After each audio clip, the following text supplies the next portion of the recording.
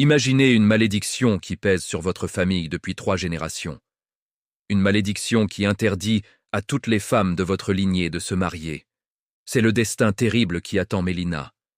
Chaque fois qu'une femme de sa famille ose tomber amoureuse, l'homme de sa vie est frappé par le malheur. Accident, coma, disparition mystérieuse. Personne n'y échappe. Et les gardiennes de ce pacte infernal ne sont autres que sa propre mère et sa tante. Mélina, elle, ignore tout de ce sombre secret. Elle a déjà vu 3 de ses relations amoureuses se briser de manière incompréhensible. Son premier amour l'a quittée après des aveux forcés et absurdes. Le second a disparu sans laisser de traces. Le troisième a rompu en invoquant des mensonges qu'il semblait croire lui-même. Pour Mélina, ce n'est que de la malchance. Elle ne se doute pas une seconde que sa propre famille tire les ficelles dans l'ombre, détruisant son bonheur pour préserver une tradition macabre. Après 5 années de solitude, le cœur brisé mais toujours plein d'espoir, Mélina rencontre Marcus. Il est canadien, cartésien, travailleur. Il est tout ce qu'elle n'osait plus espérer. Fou amoureux. Il ne se laisse pas intimider par son passé amoureux chaotique et l'épouse. Ils s'installent à Abidjan, dans un charmant duplex, et pendant 1 an, leur vie est un véritable conte de fées. Ils sont heureux, apaisés, et Mélina pense enfin avoir brisé le cycle de la malchance. Mais elle se trompe lourdement. Le vrai cauchemar ne fait que commencer. Un jour, le téléphone sonne. C'est sa mère. Elle et sa tante ont décidé de leur rendre visite pour un court séjour de 3 jours.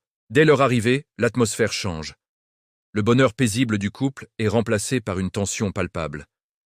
Les 2 femmes sont étranges, silencieuses. Elles inspectent chaque recoin de la maison comme si elles cherchaient quelque chose.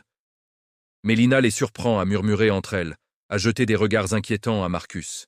La nuit, elle s'éclipse pour des sorties mystérieuses et Mélina découvre des traces de rituels dissimulés dans le jardin. Une poudre étrange près de la porte d'entrée, des symboles dessinés dans la terre. Quand elle leur demande des explications, elles répondent par des sourires énigmatiques. L'air devient lourd, oppressant. Le séjour de 3 jours ressemble à une éternité. Dès l'instant où la voiture de sa mère et de sa tante quitte l'allée, tout bascule. Marcus, autrefois si plein de vie, tombe malade. Les médecins ne trouvent rien. Il dépérit à vue d'œil, son énergie vitale semble aspirée par une force invisible. En parallèle, la maison devient le théâtre de phénomènes terrifiants. Des bruits de pas dans les couloirs vides, des ombres qui dansent sur les murs, de l'eau noire qui coule des robinets. Un matin, Mélina découvre des traces de mains boueuses sur les murs de leur chambre, alors que toutes les portes et fenêtres étaient fermées. Marcus, lui, change radicalement. Il devient distant, froid, comme si son âme avait été remplacée. Il passe ses journées à fixer le vide, le regard éteint. Mélina est terrifiée. Elle ne reconnaît plus ni sa maison, ni l'homme qu'elle aime. La terreur atteint son paroxysme une nuit. Mélina se réveille en sursaut, sentant un froid glacial dans la chambre. Le lit à côté d'elle est vide. Marcus a disparu. Elle se lève, le cœur battant à tout rompre. La porte d'entrée du duplex est grande ouverte, se balançant doucement dans le vent nocturne. Sur le sol, juste devant le seuil, brille un objet familier. La chaîne en or que Marcus ne quittait jamais. Paniquée, Mélina appelle la police. Ils examinent les enregistrements des caméras de surveillance. Les images sont à glacer le sang. On y voit Marcus, comme en transe, marcher vers la porte. Et là, en une fraction de seconde, sa silhouette se déforme, vacille, et s'efface complètement, comme si elle était aspirée par les ténèbres. Il n'y a aucune trace de lutte, aucune autre personne visible. La police est déconcertée, l'enquête piétine. Marcus s'est littéralement volatilisé. Mélina est anéantie, seule dans cette maison devenue hostile. Alors qu'elle a perdu tout espoir, son téléphone vibre. Un numéro inconnu.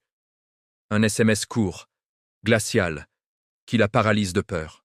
Viens seule, sinon il meurt. Suivi d'une adresse qu'elle reconnaît immédiatement, c'est celle du village natal de sa mère. Le village où elle n'a pas mis les pieds depuis son enfance.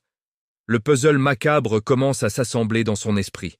Le comportement de sa mère, les rituels, la maladie de Marcus, sa disparition, tout est lié.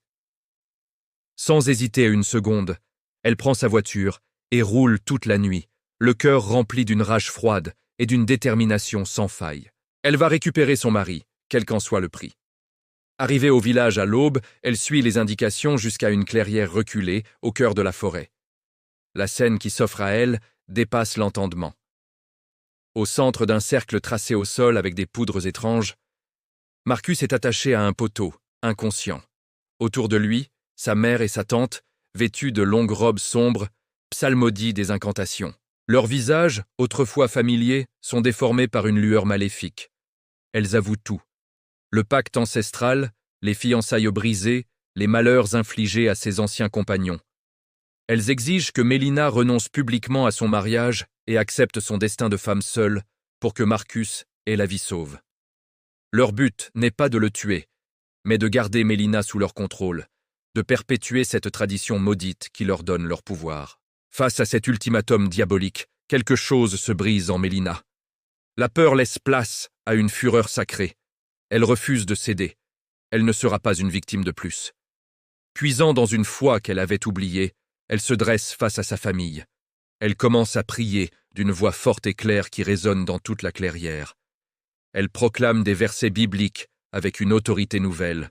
« Aucune arme forgée contre moi ne prospérera », crie-t-elle, citant Ésaïe. Elle déclare que le pouvoir des ténèbres est brisé par la puissance de sa foi, s'appuyant sur les promesses de Luc et des Colossiens. À chaque parole, une lumière semble émaner d'elle. Le cercle magique au sol se met à crépiter, puis se fissure. Une bourrasque de vent s'élève, balayant les poudres et les symboles. Le lien maléfique qui retenait Marcus se brise. Il s'effondre au sol, mais il est libre. Mélina court vers Marcus, le détache et le serre dans ses bras. Il reprend conscience, hagard mais vivant. Derrière eux, sa mère et sa tante sont à genoux, vidés de leur énergie, leur pouvoir anéanti par la rupture du pacte. Sans un regard en arrière, Mélina et Marcus quittent ce lieu maudit et ne reviendront jamais. Mélina est devenue la première femme de sa lignée à briser la malédiction, à choisir l'amour plutôt que la tradition. Leur couple renaît, plus fort, guéri par une paix chèrement acquise. Mais dans l'ombre du village, deux femmes consumées par la haine murmurent. Elles ne se sentent pas vaincues. Pour elles, Mélina doit redevenir célibataire, à tout prix. La guerre n'est pas terminée. Que vont-elles faire maintenant? La suite s'annonce encore plus sombre. Merci d'avoir regardé jusqu'au bout. Si cette histoire vous a captivé, n'oubliez pas de liker la vidéo, de vous abonner à la chaîne et d'activer la cloche pour ne pas manquer la suite des aventures de Mélina et Marcus. À très bientôt.